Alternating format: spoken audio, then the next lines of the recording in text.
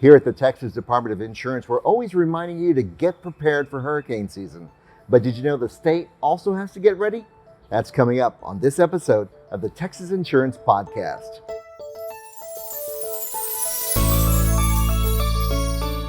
I'm Ben Gonzalez with the Texas Department of Insurance, and this is the Texas Insurance Podcast. On each episode, we look at an insurance topic, why it might be important to you, and then offer some tips to help save you some money or protect your family or property. Today we're talking about hurricane season and what you should be doing to get ready. We talked to Wes Rappaport from the Texas Division of Emergency Management about what the state does each year to get prepared. All right, Wes, thanks for being here today. Really appreciate it. Absolutely, thank you. So hurricane season runs from June to November. So what does the state and TDEM do to get ready? So there are a lot of things that we do to prepare for hurricane season, right? So we plan, we train, we exercise, not just TDEM as a state agency, but we work with our other state agency partners to make sure that we're all on the same page, we're all communicating. But really, it boils down to personal preparedness too from Texans. We do our part to get ready, but we also need Texans to maintain that personal preparedness and also take steps to be ready for any disaster that comes. So you guys work on the macro level, kind of looking at state resources, but we also have to get down to the micro level, the individual homeowner. What should the homeowner be doing now ahead of hurricane season to get ready?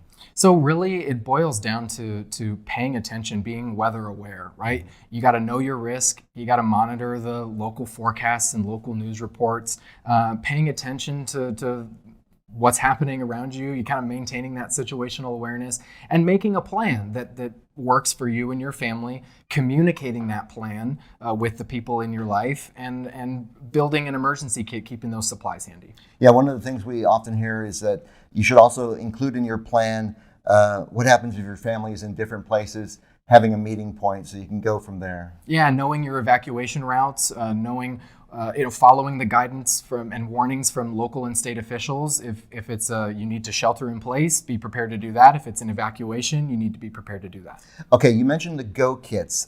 We hear about those often. Is there what should be in there, and is there like a checklist that we can follow? Absolutely. So food and water for a couple of days. Really important to have first aid supplies, personal hygiene products. Really good to make sure that you are bringing batteries and anything that you need to help charge your devices. Flashlight's a good idea. Also important to think about, multiple Go kits, right? Put something in your house, have something in your car, potentially a kit at your office. Wherever you are when a disaster strikes, you want to have at least a few supplies with you to be prepared for that. Any important documents that pertain to your life is good to have on hand, extra copies of those. TexasReady.gov is a great website that has a complete checklist of anything that you might need for your Go kit. And one of the things that we always say about as far as your insurance needs is make sure you know who to contact, your health provider, your home and auto insurance provider, in case you need to make a claim and you're away from your house. Also keep copies of your deck page for your insurance policies. That's a good thing to do. You can just take pictures of them, save them on your phone, things like that. So Wes, on the TDEM website, we noticed a couple of different features that we hadn't seen before. What is the Emergency Assistance Registry? Yeah, so this is the State of Texas Emergency Assistance Registry. It's a free program for Texans with limited mobility or disabilities, communication barriers, just to name a few, to inform local officials about those different needs.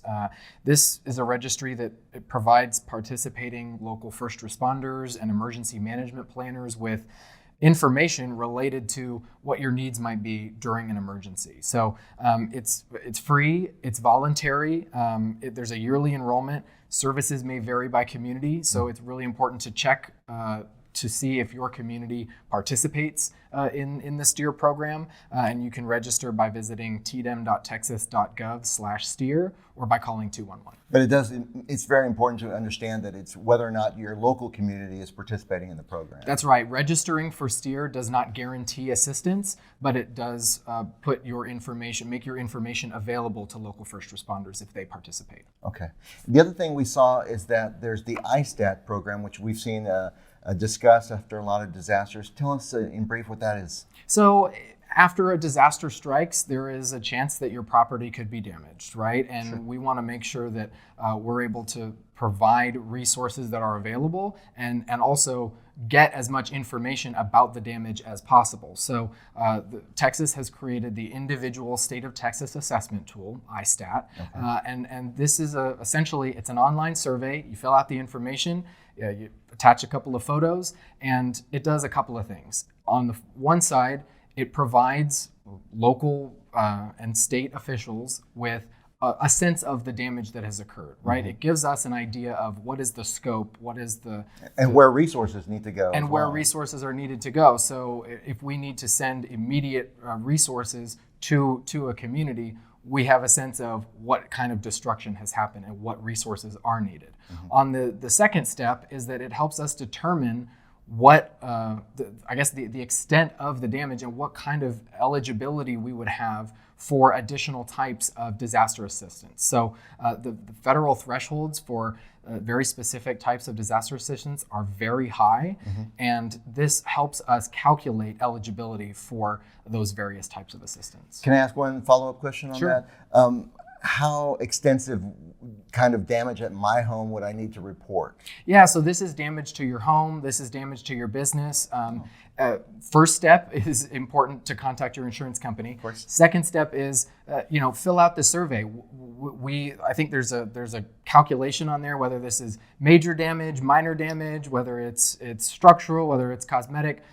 The questions will help kind of lead the answers there, and it helps us get a sense of how extensive is the damage to your property. And it gives us an idea of, well, if 2 or 3 people on the same street are filling out the survey, maybe there's some neighbors that also don't know about the survey or don't have access to fill this out that we need to go check out ourselves. So all the information adds up to a greater whole there. Absolutely. Besides homeowners and auto, we always want to talk about flood insurance whenever we have the opportunity, and remind folks that your home insurance usually does not cover flooding. So you need a separate flood policy for that. Wes, what's important to remember about flood insurance in you guys' perspective? Well, the National Flood Insurance Program, operated by FEMA at the federal level, provides a flood insurance plan for that's where most people get their flood insurance. Yeah, and there's a step-by-step online process and information on how to do that through FEMA. But it's really important to note that flood insurance takes 30 days to take effect. Right. So do not wait.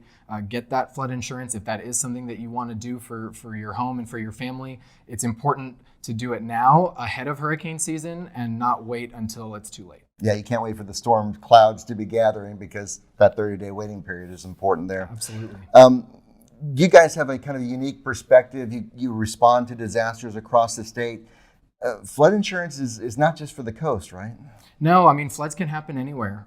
Important to be mindful of your risk. Really important to as part of your personal preparedness, mm-hmm. and your personal kind of situational awareness of any disaster is you should know your risk. Mm-hmm. Know what your community risks are. You might be more flood prone in your community. You might be more wildfire prone in your community. It's important to know what those priority risks are and have a plan for those, while not forgetting about some of the other maybe different risks that are possible where you live. Right. Yeah, we were talking about storms, but there's all kinds of disasters out there.